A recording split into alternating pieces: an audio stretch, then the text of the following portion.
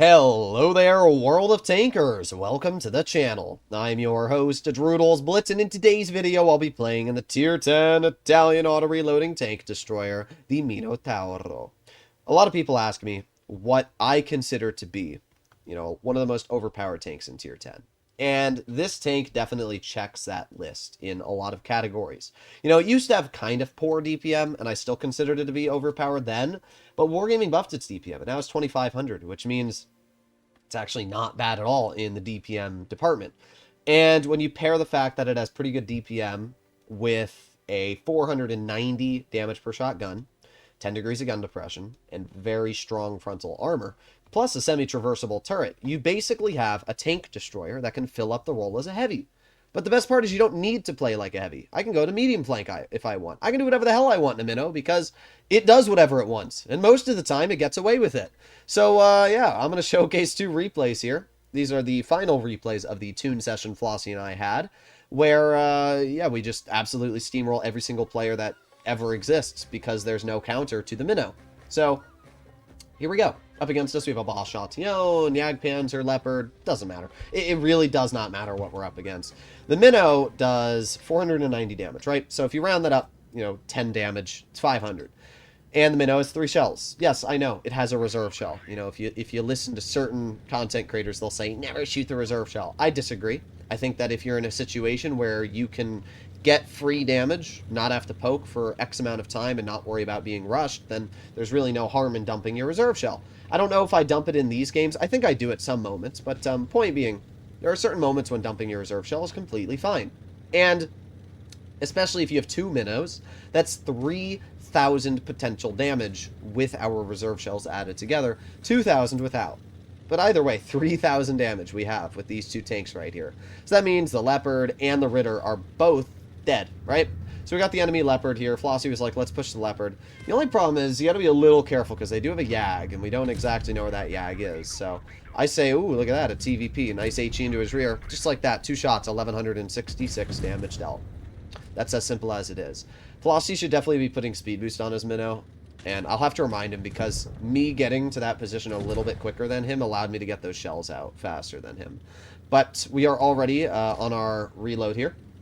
2 more seconds, all of my shots. We have the Ritter, we have the Ball Chatillon. I decide I'm going to shoot the Ball Chatillon. 565, no Spall Liner, and the Ritter is also not running Spall Liner. So just like that, in 4 shots, I've dealt 2,500 damage, and, it was tempting to shoot the Ball Chatillon, but obviously because I have so many teammates here, I'm not going to do it, right? I'm going to let my reserve shell stay nice and toasty for when I need it. Flossie gets shot by the Yag. By the way, they're down to 3 tanks. It's been less than a minute and a half. They have 3 tanks left. Think about that. I ping where the Yag is because the tree gets knocked down right where that player was, and we're going to continue making our way into the front line. I honestly think that even if the entire enemy team had positioned over towards where we went, it wouldn't have made a single difference. We still would have completely steamrolled. I'm already up to 3,000 damage at this point. It's just funny to me that you always see people that are like, oh, the Minnow, it's too slow, doesn't have enough DPM. Wrong. It's an autoloader. It's an auto-reloader. And I will keep saying it over and over again. Auto-reloaders are the strongest class in the game. Now, Flossie, I don't know what the heck happened to him, but he got absolutely nuked. Which isn't great for him, but doesn't really matter for me. I'll just drive right up here, take the shot. Now Flossie can shoot the Yag as well. Flossie gets a tracking shell, 1,090, 1,502, and how much was that? Yeah, 2,004. That's right. Full health Yag. Now 1 shot, 70 health. Obviously, I'm not going to dump my reserve shell just yet. We've got the 752. I mean, again, how do you counter that? I drive out in the open, right? The Yag's probably thinking to himself, oh, a free 800 damage. Nope, you're tracked, you're cooked, your game's over, elbozo, right? That's it. That's as simple as it is. So the 752 pokes. Really? Bounces. Flat side of the 752. Okay. It's alright, I got another shell. 752 still in the open. Okay. I have no words, right? I have no words. My RNG will never cease to amaze me. It's not even my RNG, it's the 752. The tank's overpowered, and that's why, right? The tank gets way too many BS bounces that it does not deserve. It did not deserve to get either of those bounces, yet it did. It's just, that's why the 752 needs to be nerfed. But doesn't really matter. I still get 2 shells into his tank, and I still deal 4,700 damage. Didn't really require much effort whatsoever. I was never, ever in a situation where that game was going to be a loss. It's just, it's so dumb. So there you go, 4,700. Flossie did fine as well, and Yeah, that is just super, super easy steamroll. And then we take a look at one of the dumbest minnow games I've obviously played in a while. We have a 183 and a Yag against us, and we're in 2 minnows. How is that fair? I would like Wargaming to tell me how putting... And I'm saying this is in our favor. How is it fair for the enemy team, right?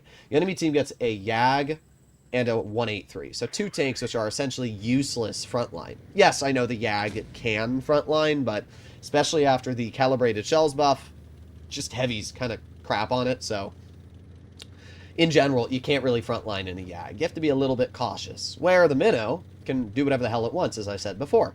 I don't need to drive the heavy flank, because it's not heavy, it's a tank destroyer. So I'm going to drive my Minnow to the medium flank, because as I always say, medium flank is the most important flank in the map. If you can kill the mediums, you will win the game. And that is exactly what we do here. We take the mediums out right in the beginning, and then they're cooked.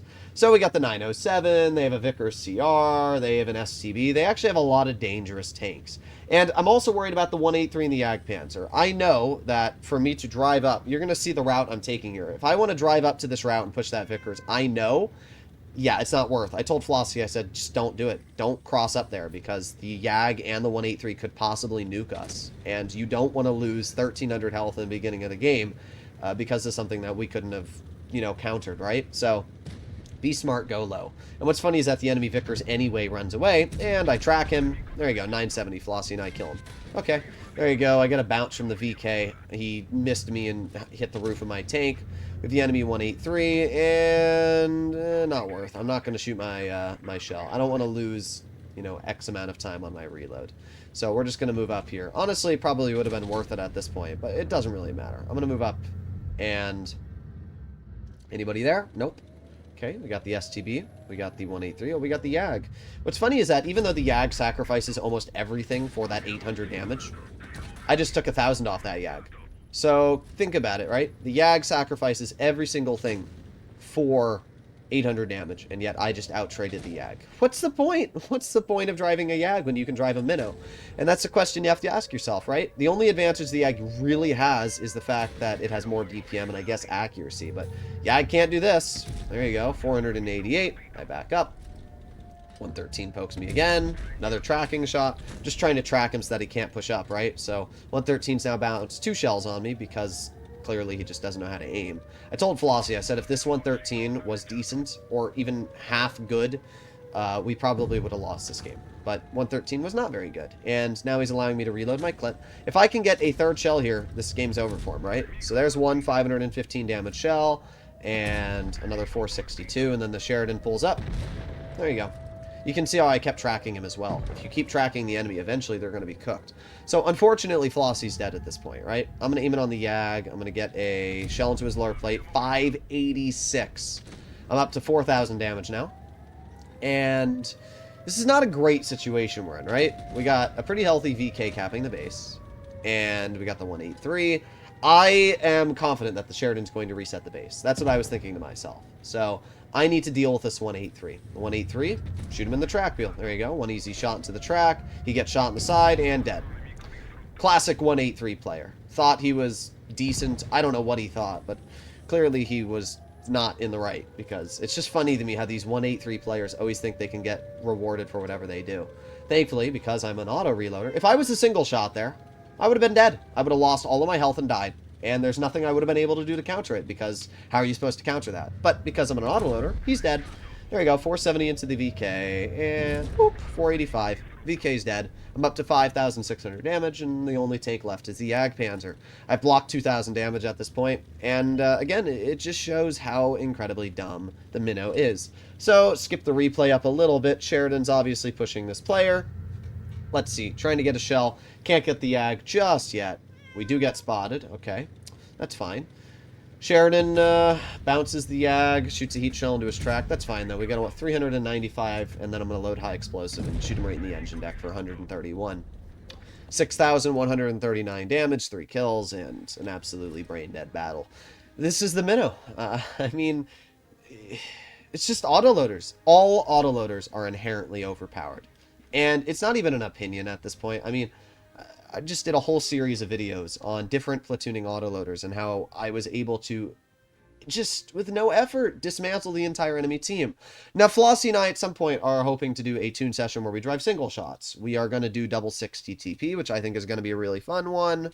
We're going to do a lot of single shots as well. But we haven't even gotten to some of the overpowered autoloaders like the VZ55, like the Rinocerante, Double Cron. I mean, we haven't even done half of the autoloaders yet, and just in the ones we played, we already had such a dumb experience, right? It's so overpowered. But either way, hopefully you enjoyed today's video. See you all in the next one. Bye-bye.